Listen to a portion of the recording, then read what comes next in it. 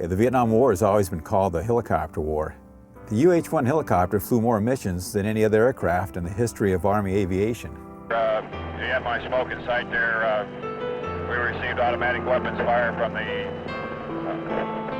base side and also from the tree line. There's always a chance of getting shot at, maybe even a possibility of getting shot down. No one ever goes into any detail on who these guys were or what kind of missions they flew. We flew missions like combat assault and counter mortar and medevac. They all had different names. Most of these guys, when they got back to the States, were never recognized for their deeds of heroism or valors. But yet they served their country in the highest traditions of the military service.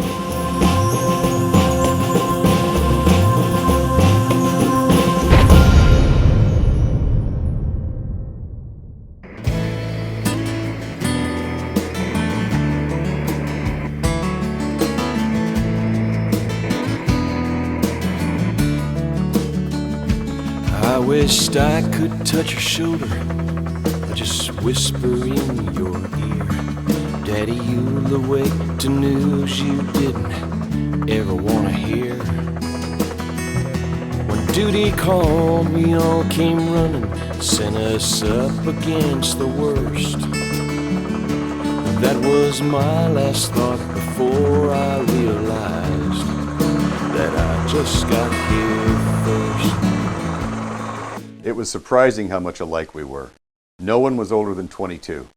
The states were well represented: Alabama, Kentucky, Illinois, California, New York, Texas, New Mexico, Rhode Island. Conversation was a clash of accents. Door gunners were volunteers. That told you something right there. In training, I was told the average lifespan of a helicopter door gunner in a hot LZ was 20 seconds.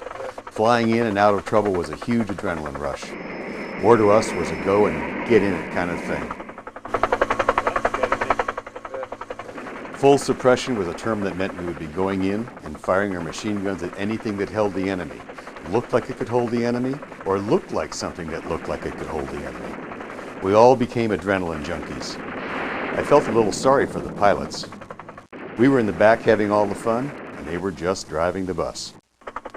We would fly into hot LZs with helicopter gunship escorts discharging rocket after rocket, pounding the earth with black and orange fireballs that saturated the air with the stink of burnt foliage and black powder. It was the combination of flight, noise, and danger, but never the possibility of death.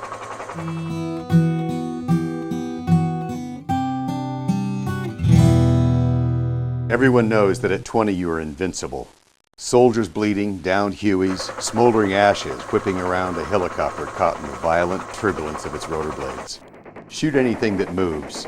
We had the sixth sense that protected only the chosen few. The unlucky could only be remembered for a short while. New people, new ships, new missions, the next mission. That's all there was. Get ready, stay prepared, stay loose, and smoke 'em when you got 'em. You are known for what you do. There is no hiding, lying, or cheating. Bullshit carries no weight. Your word, your action, your machine gun is who you are. Period.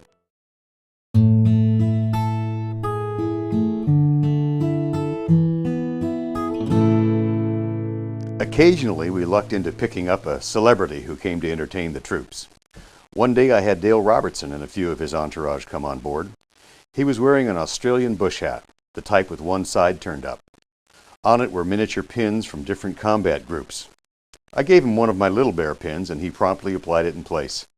There were others too who took time out from the real world and brought us some humor. Bob Hope, Phyllis Diller, Mel Torme, Joey Heatherton, John Wayne, Joey Heatherton, Danny Kaye and Vicky Carr, Those were just a few. Did I mention Joey Heatherton? There were clear, hot days with a few clouds to see your shadow on, and days we flew on the deck under black monsoon skies, flying just above the roads at high speeds, passing over the tops of Vietnamese civilians pedaling their bicycles, going about the everyday business of trying to survive in a war-torn country. I often wondered whether they cared we were there. It seemed like rice and their families were the only things that mattered to them. Poor and simple people living off the land. How much did it matter to them who controlled their country? The reality of war was always brought back to me by the flights to the morgue at Tan Son Nhut, loaded with stacks of body bags. Precious cargo entombed in a leatherette fabric. We flew these at night under the cover of darkness. Appropriate now that I recall. A dark, lone ship delivering sadness. At the landing pad, they would be hustled off into a gray Quonset hut to be prepared for the long, silent journey home. They were sons, fathers, or brothers, deprived from living the guarantee of life, justice, and the pursuit of happiness. And for what? People like me. What the hell? It was just another mission.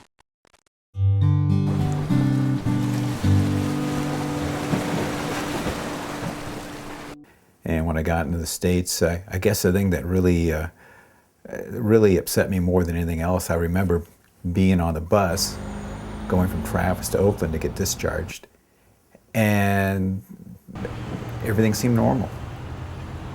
The cars were going by, people were driving, and I thought, doesn't anybody know there's a war going on? There remained an emotional emptiness long after I returned home. I left my name and phone number on the blackboard in the recreation room back at A Company. I lived close to San Francisco International Airport and hoped people would call me once they arrived. It was one of the only ways I could keep in touch with what was happening. GIs in combat are not big letter writers. The only letter I received carried the message of who was shot down and who was wounded, adding to my feeling of abandoning my buddies. And now, a song request from the Little Bear Assault Helicopter Company at Cu Chi. Bad Company from the band Bad Company. And remember, Armed Forces Radio says to drive carefully. The life you saved may be your replacement. Hi, Tony. How's everything going? I received your letter last night, but didn't get a chance to answer until now. I don't know if you talked to anybody yet, so I'll tell you what happened. Remember Jimmy Weber? He was shot down in a combat assault with Bob Monroe gunning and got hurt pretty bad. Broken pelvis. They sent him back to the States. Monroe got a broken wrist. Write you later, your buddy, John Benninger. There was nobody you could relate to when you got back. I just became a wild, crazy guy.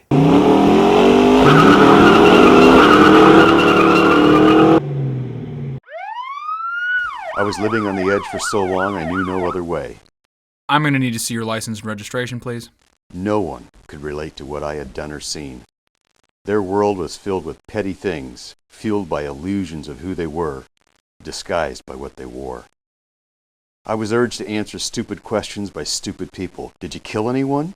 Did any of your friends get killed? I simply replied, all the people killed were my friends. That usually shut them up, and I consoled myself by imagining how they would act with mortars falling and tracers seeking them out.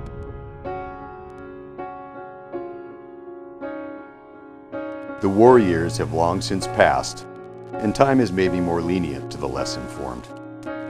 Perhaps that's why I finally decided to write this book, the story of men, mostly between the ages of 19 to 24, who ended up in one of our history's saddest and most misunderstood killing times. The wall holds their names.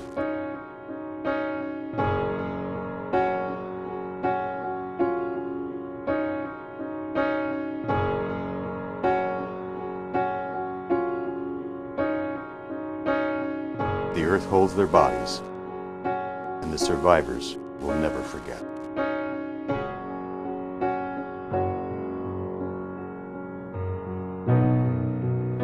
I think I might die tonight.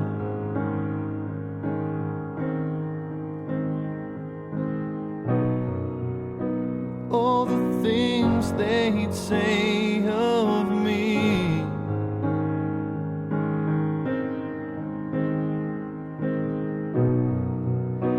Had the world and the face and what he would have done, and this way I'd be everything with it all ahead of me. Just a pretty corpse with everything left to be.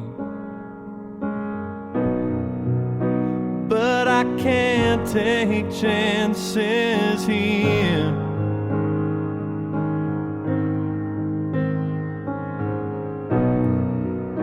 It's roulette, I can't engage.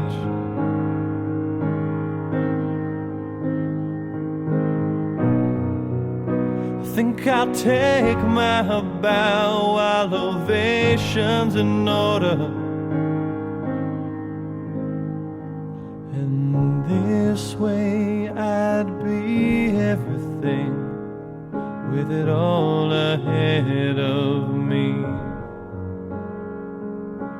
The thing that saddens me most about the Vietnam War is that to a lot of veterans, it's still not over. Nothing left to be.